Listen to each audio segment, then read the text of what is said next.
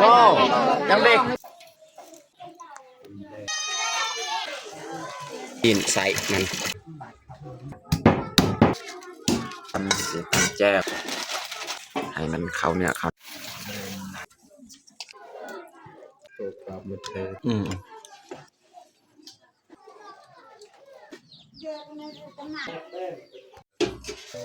อย่าลืมกดไลค์กดแชร์และกดติดตามเด้อพี่น้อง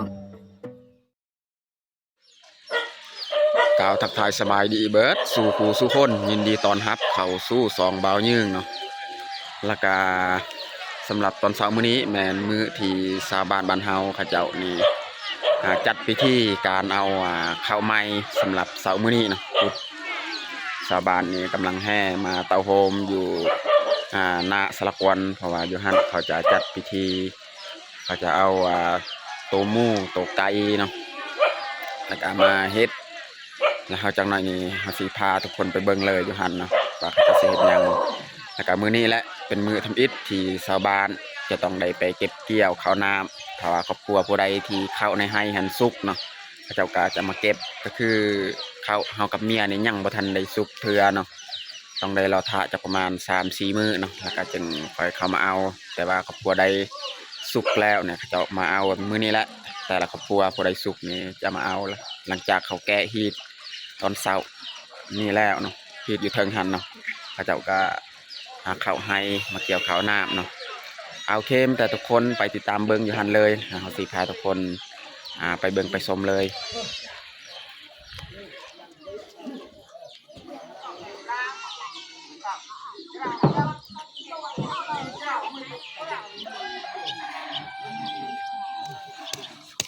อันนี้แมนขี้เทา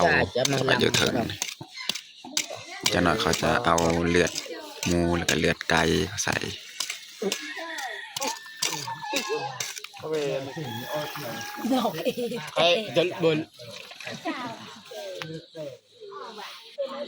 ตอนนี้การเลือทะแต่หมูกับไก่เขาจะเอามาหมูแม่นเอามาแล้วปุ๊บพี่น้องตัวหมูเรือตัวไก่อีกจังหน่อยนะเอามาแล้วเขาสีเฮ็ดพิธีอยู่นี่แม่นพวกเจ้ากกเจ้าเรานี่แหละผู้เฮ็ดพิธีอยู่นี่ก็คือทางหน้านี่แม่นทุ่งพักนี่แล้วก็มีฮูปประธานไก่ซอนเนาะแต่ว่าฮูปหันมันจะจีกเพราะว่าใส่การดนและใส่งานดนและ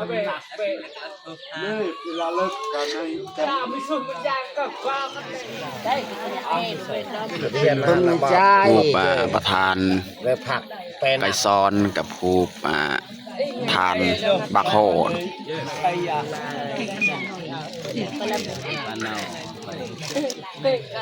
บักหอมากเลยเน่นตับไปซ้อนเนี่ยก็เลยมากกลับมาบักหอมของดี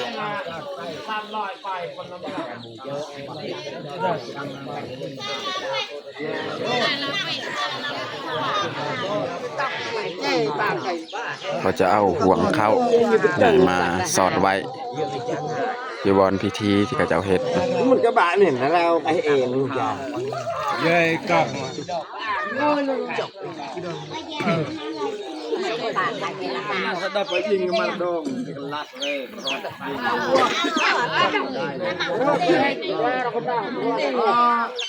นี่ขนาดเราติงยกนี่ลองตั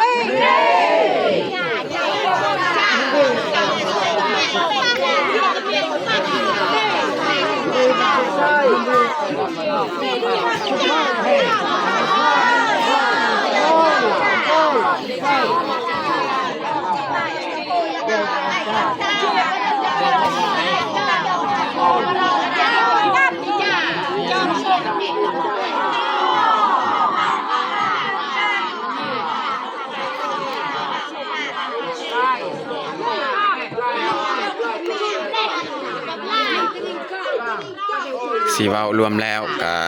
ความหมายที่เขาเจ้าเฮ็ดอันนี้ก็คืออยากได้ข้าวน้ำให้ได้ลายที่สุดนะพี่น้องเขาเรียกห้อง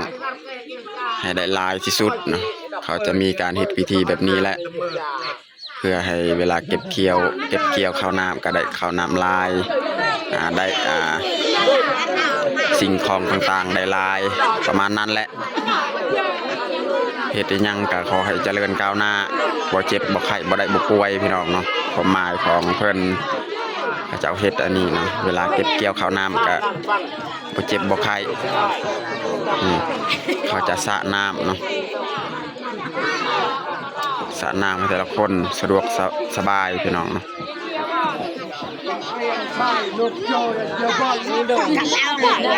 อันนี้เขาจะหักเอาเม็ดข้าวพี่น้อง no lời ê bài lời tặc tặc rồi có ai đẹp bể răng tôi bơ no đang đi เป้กูดอกเป้พิเชงอยู่เซียร่ามาเย็นเตยจำเป็นอัตราอภิระบมนี่เชงอ่ะ ra biết ซื้อเวพอใจนะบักพอใจแล้วยืนบังคับเป็นจะมาได้ ตอนนี้ก็สำเร็จลงแล้วเนาะการจัดพิธีการเอาเข้าไม้เนาะแต่ละครอบครัวก็ลังไล่กับบ้านกับเพื่อนเกี่ยมกระสอบกระพาเขาให้เขาสิมาเอาเขาไม้ถือว่าครอบครัวผู้ใดที่เขาให้สุกก็ต้องได้เข้ามาเอาผู้ใดที่ยังบ่ทันสุกก็รอท่าจนฮอดมือสุกก็จึงมาเอานะพี่น้องเนาะนี่แหละทีมงานเฮาสีเฮ็ดสินหมูสินไก่ที่กระเจ้าเฮ็ดทีเมื่อกี้นี่แหละเอาสีต้มน้ำหอดก่อนเนาะแล้วจึงค่อยมาลวกจังนะ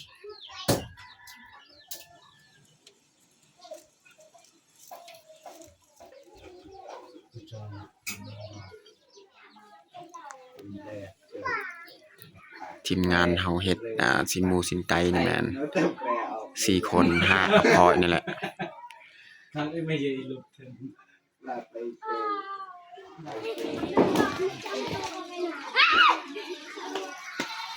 ามเอาไปทำความสะอาดหรือทาน้ำเลย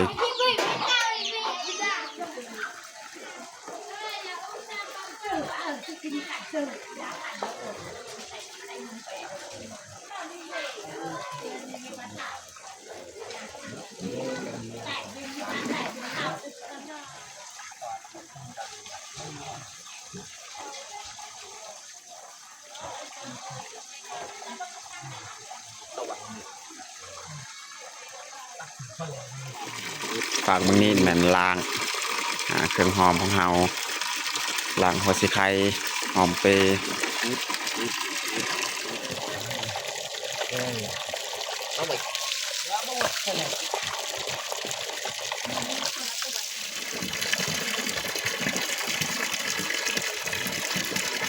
วิธีปีนใส่มัน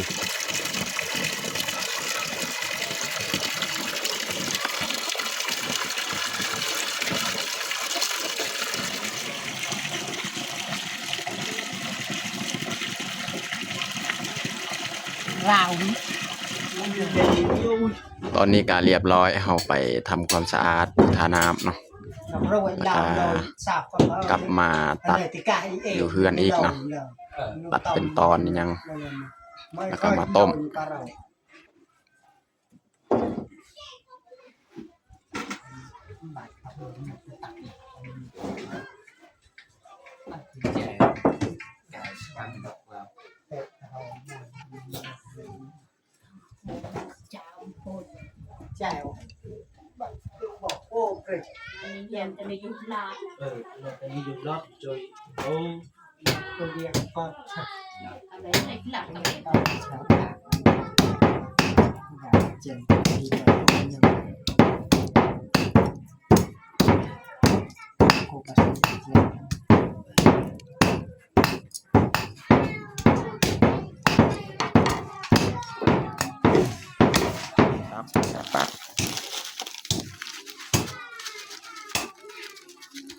ใส่เกลือพี่น้อง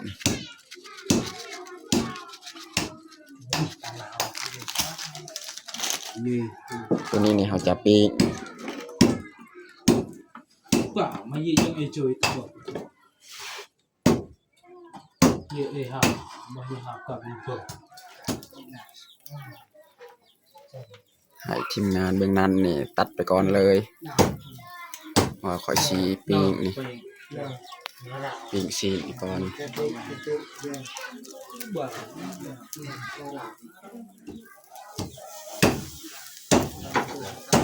เลือกกันเลยไป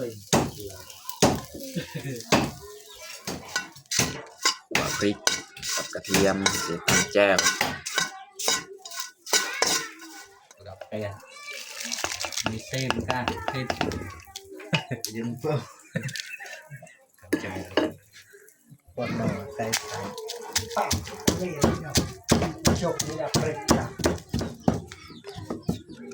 ใส่ผงนัวเนาะทำแจ่วแบบง่ายๆเลย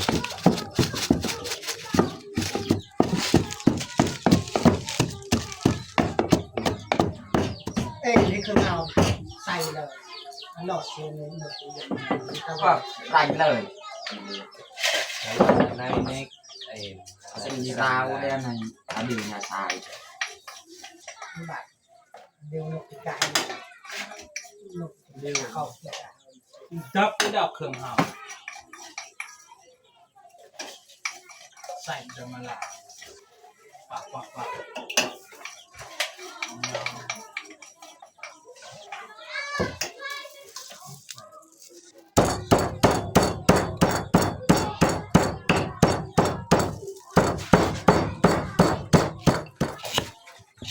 ใครออสกันละ เปรกเนาะ ปรุงเกลือเป็นนัวเนาะ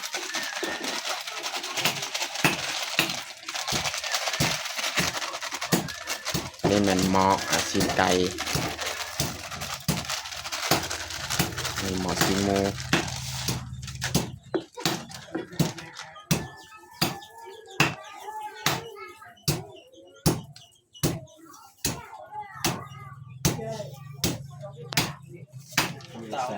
เที่ยวกับบ้าน ใส่ ยืนดอก เผ็ดพง เปรกเติมดาวไก่ จงไว้เบื้องนี้อีกใส่ซีนไก่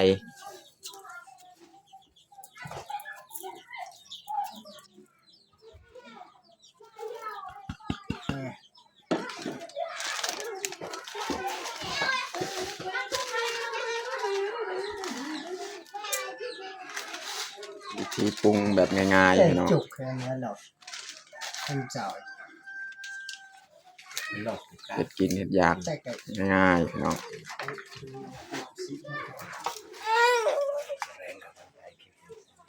อันนี้หลังจากเขาปรุงแล้วก็มาคนอีกเนาะให้มันเข้าเนื้อเข้าน้ำแล้วจึงค่อยมาต้มมานึ่งเนาะพี่น้องเนาะ ดอกละ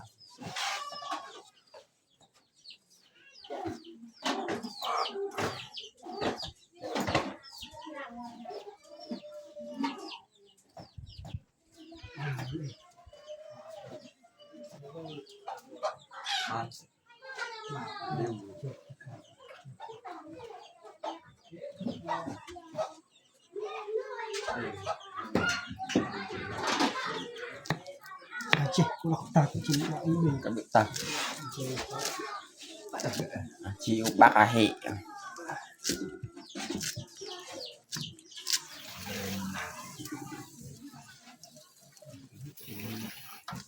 ประมาณจาก10 นาทีนี่สุกแล้วสีเดี๋ยวปิ้ง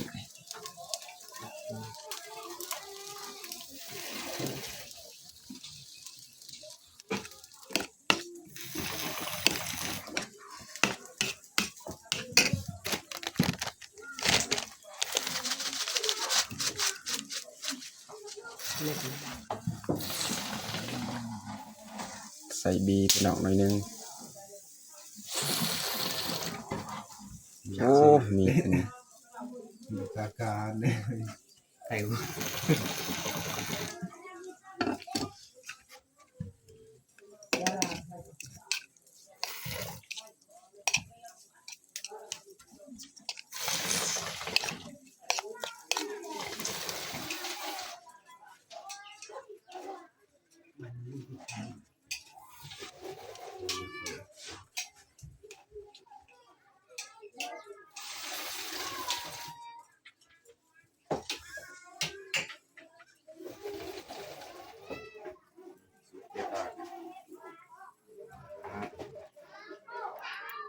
อันนี้เขาจะเอามาซอยสูตรของเรา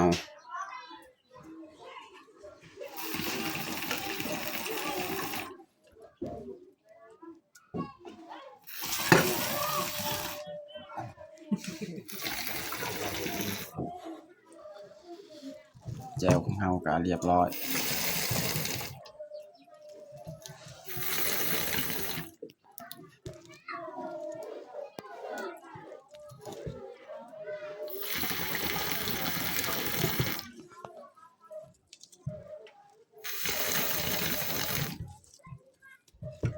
เจ็ดมามอง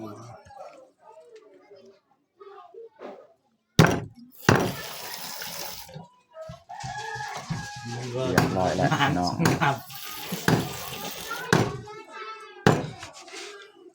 เธอกูก็ไม่จับเลยมั้งตัวปรับมือเธอตัวนั้นสิเจ้า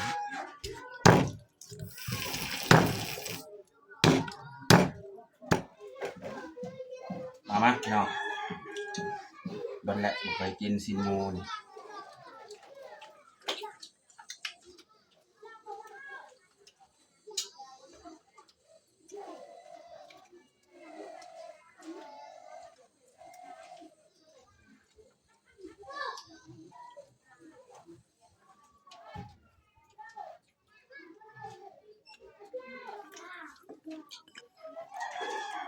หนักขนาดที่บอก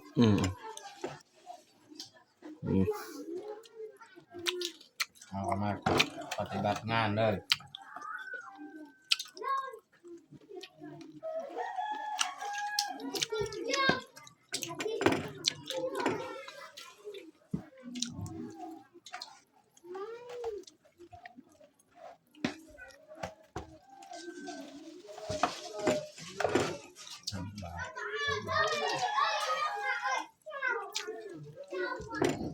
เบอร์ไป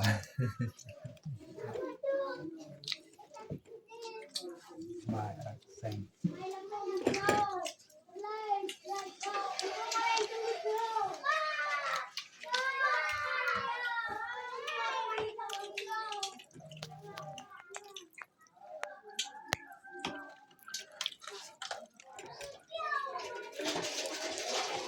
ที่อยู่แล้วเด็กอะ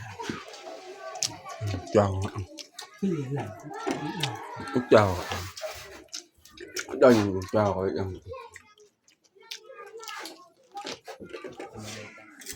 เฮ้ย โอ้น้ำมันออกต้มซีนไก่พี่น้อง อะไรตั้งไงหอยดาบฟังน้ำดาบนี่นำ ตักจาม จิดาบดาบดาบ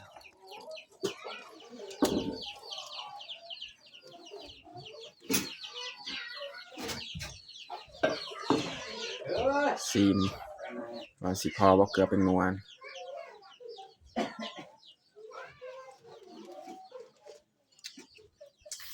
ยังไงพ่อบ่ พอ โอเคพอดีแล้ว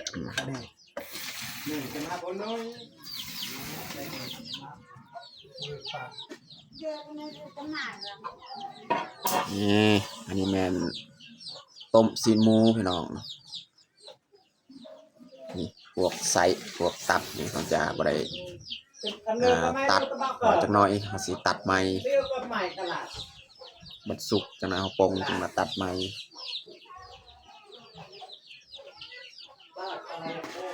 ไม่รู้ตั้งกี่เดียเซริดอ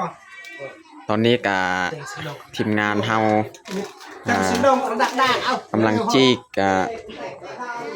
ใบตอง เพราะว่าเขาสีแบ่งแต่ละครอบครัวเนาะใส่ใบตองนะ นอนเช้าตีลง เอ๊ะมาแล้วหม้อซีนหมูของเฮาสุกเรียบร้อยต้มใบตองของเฮากะเตรียมไว้แล้ว แต่เฮาสิตัดพวกเครื่องในมันยังบ่ทันได้ตัดเทื่อนะตัดแล้วก็มาแบ่ง นี่เหมาะสินไก่นี่เขาจะปูเลยใบตองของเขาเขาก็ใส่ซีนหมูสินไก่บนเดียวแหละเขาจะแบ่งให้แต่ละครอบครัวพี่น้อง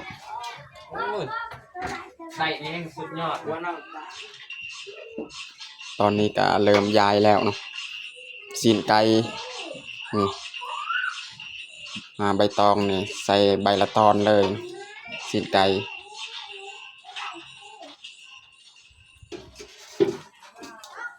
ตอนนี้ก็เรียบร้อยแล้วเอาแบงนะเหลือแต่กระดูกหักนะครับ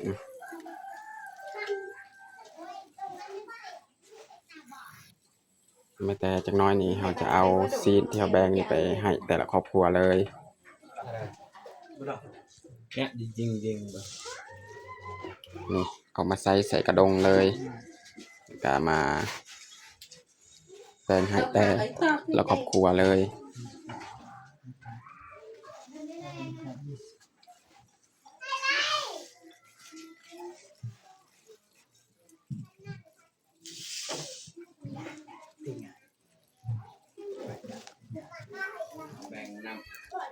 ตอนนี้ก็สำเร็จลงแล้วเอาเฮ็ดซีนหมูของเรามีแต่ทีมงานเรา2 คนนี่ไปย้ายให้แต่ละครอบครัวเลย